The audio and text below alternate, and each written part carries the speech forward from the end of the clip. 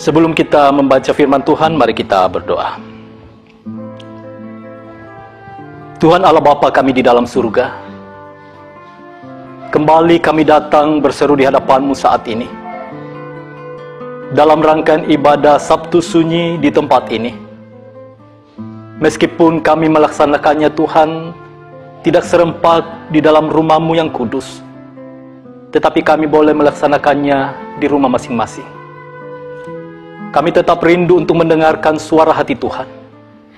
Karena itu Tuhan, tuntun kami dengan kuasa Roh Kudus-Mu, agar kami boleh membacakan firman-Mu ini. Bahkan hamba-Mu boleh memberitakan kebenaran firman-Mu, dan menjadi berkat bagi kehidupan jemaat-Mu. Ini doa kami Tuhan. Berfirmanlah, karena sesungguhnya kami siap untuk mendengarkan firman-Mu. Di dalam nama Yesus Kristus kami berdoa kepadamu Bapa. Amin. Firman Tuhan dari Yohanes pasal 19 ayat 38 sampai ayat yang ke-42. Yesus dikuburkan. Sesudah itu Yusuf dari Arimatea, ia murid Yesus, tetapi sembunyi-sembunyi karena takut kepada orang-orang Yahudi, meminta kepada Pilatus supaya ia diperbolehkan menurunkan mayat Yesus. Dan Pilatus meluluskan permintaannya itu. Lalu datanglah ia dan menurunkan mayat itu. Juga Nikodemus datang ke situ. Dialah yang mula-mula datang pada waktu malam kepada Yesus. Ia membawa campuran minyak mur dengan minyak gaharu, kira-kira 50 kati beratnya. Mereka mengambil mayat Yesus, mengapaninya dengan kain lenan, dan membubuhinya dengan rempah-rempah menurut adat orang Yahudi bila menguburkan mayat.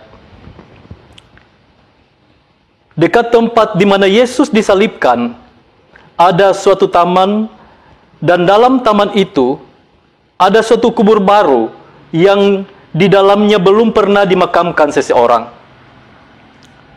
Karena hari itu hari persiapan orang Yahudi, sedang kubur itu tidak jauh letaknya, maka mereka meletakkan mayat Yesus ke situ. Amin. Saudara-saudara, tema pemberitaan firman Tuhan saat ini adalah iman yang tak terkuburkan. Sabtu Sunyi adalah suatu rangkaian dari pengorbanan Tuhan Yesus yang menghubungkan atau menjembatani Jumat Agung dan Minggu Paskah. Sabtu Sunyi ibaratnya sebuah jembatan penghubung yang menjembatani antara peristiwa kematian dan kebangkitan Tuhan Yesus Kristus. Lalu apa sesungguhnya yang terjadi pada peristiwa Sabtu Sunyi itu? Saat itu, murid-murid Yesus mengalami kesunyian, mengalami kegelisahan dan ketakutan yang sangat luar biasa. Sebab mereka kehilangan sosok figur seorang pemimpin yang sangat mereka kasihi dan mereka andalkan. Ada kesunyian, kegelisahan dan ketakutan yang mereka alami. Tidak hanya karena tidak adanya aktivitas pelayanan bersama dengan Yesus, melainkan juga mereka mengalami kekosongan jiwa atau batiniah. Batin mereka seolah-olah telah kosong dan rapuh. Dalam kondisi seperti itu, harapan mereka menjadi sirna dan iman mereka mulai goyah. Saat itu mereka mengalami tekanan dari orang Yahudi dan juga kekuasaan pemerintah Romawi. Saudara-saudara, Yesus yang mereka andalkan mati dan dikuburkan. Dia sungguh-sungguh mati. Ayat ke-28 sampai ayat yang ke-30 sangat jelas menceritakan tentang hal itu. Jadi jika ada yang mengajarkan bahwa Yesus tidak mati, itu bukanlah ajaran iman kita. Tetapi jelas itu adalah ajaran dari nabi-nabi palsu.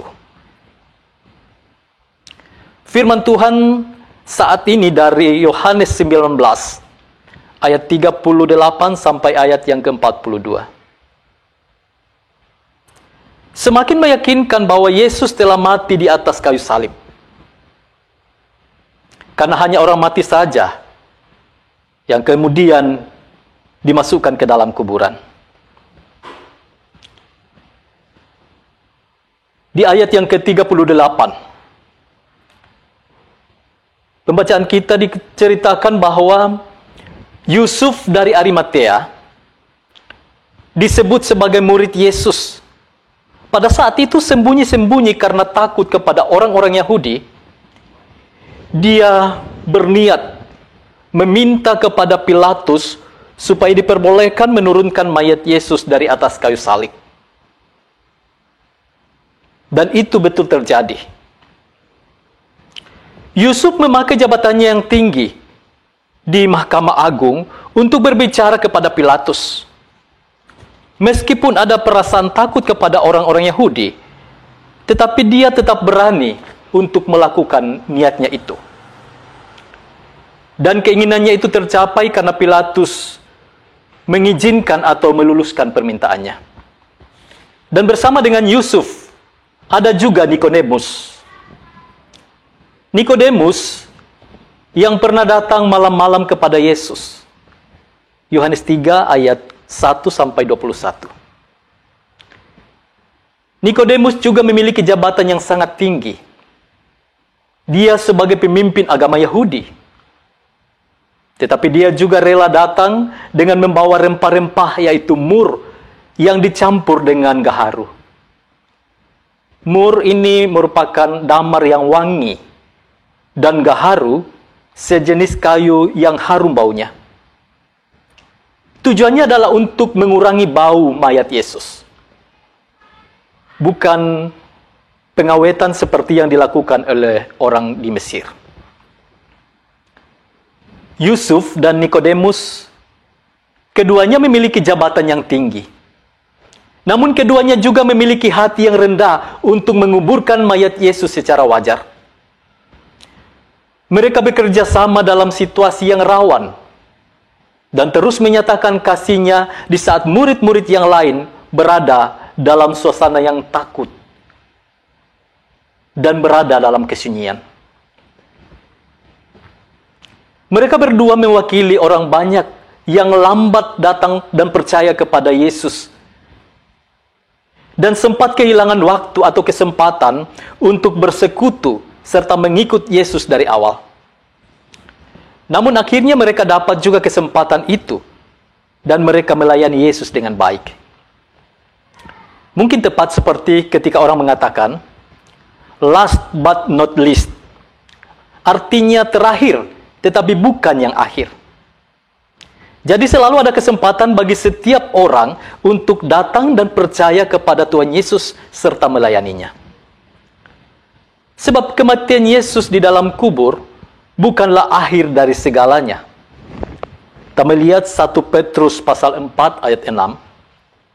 Itulah sebabnya maka Injil telah diberitakan juga kepada orang-orang mati, supaya mereka sama seperti manusia dihakimi secara badani, tetapi oleh Roh dapat hidup menurut kehendak Allah. Kematian Kristus artinya juga menjangkau keberadaan manusia yang telah mati. Saudara-saudara, hal yang penting untuk kita hayati dalam ibadah Sabtu Sunyi saat ini adalah bahwa Yesus telah menderita, telah mati, dan juga dikuburkan. Kita diajak untuk belajar pada Yusuf dari Arimatea dan Nikodemus yang telah memiliki keberanian meskipun sadar bahwa pasti ada tantangan yang selalu menghadang. Keberanian yang mengalahkan perasaan takut sebab tetap percaya kepada Tuhan Yesus yang dapat mengendalikan semua kehidupan kita dengan kuasanya melalui pimpinan Roh Kudus. Saudara-saudara, kita dituntut untuk senantiasa memiliki iman yang tak terkuburkan. Artinya, dalam keadaan apapun juga dan sampai kapanpun, akan tetap beriman teguh kepada Tuhan Yesus Kristus. Sebagaimana keadaan yang sementara kita hadapi dan alami sekarang ini. Kita masih terus bergumul karena paparan virus corona atau COVID-19 yang menjadi pergumulan secara pribadi, menjadi pergumulan bersama dengan keluarga dan kerabat, menjadi pergumulan bersama dengan rekan-rekan kerja, menjadi pergumulan bersama dengan jemaat dan pemerintah, menjadi pergumulan di negeri kita, bahkan menjadi pergumulan bagi dunia ini. Kita diperhadapkan pada kecemasan, ketakutan, kegelisahan, dan juga kesunyian. Kita kurang beraktivitas karena harus banyak tinggal di dalam rumah, serta banyak hal yang harus kita tunda untuk kita kerjakan.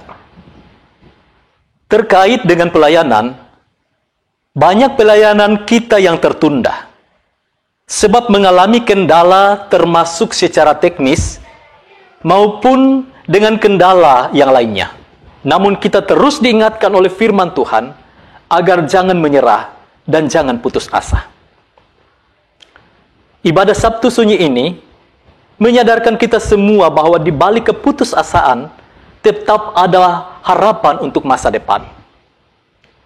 Amsal 24 ayat 14, ketahuilah, demikian hikmat untuk jiwamu. Jika engkau mendapatkannya, maka ada masa depan dan harapanmu tidak akan hilang. Ibaratnya lampu yang terus menyala menerangi gelapnya malam. Nyalanya tidak pernah padam, walau kelam pekat. Mestinya iman kita juga seperti itu. Iman yang hidup dan bukan iman yang terkubur atau iman yang mati. Karena Kristus tidak selama-lamanya terbaring di dalam kuburan atau dunia orang mati.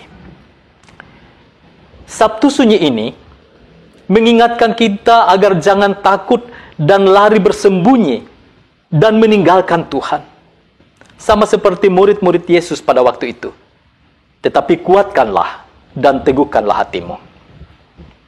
Tetaplah andalkan Tuhan dalam menghadapi kondisi apapun, sebab diberkatilah orang yang mengandalkan Tuhan, yang menaruh harapannya pada Tuhan.